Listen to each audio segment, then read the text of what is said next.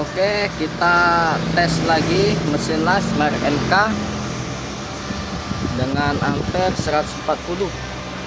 Ini setelah kita servis, dan ini kita mau proses untuk pengetesan apakah sudah mantap apa belum.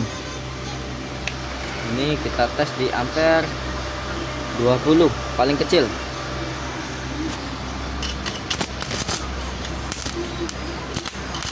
Sudah ada apinya. Sekarang kita naikkan di 80.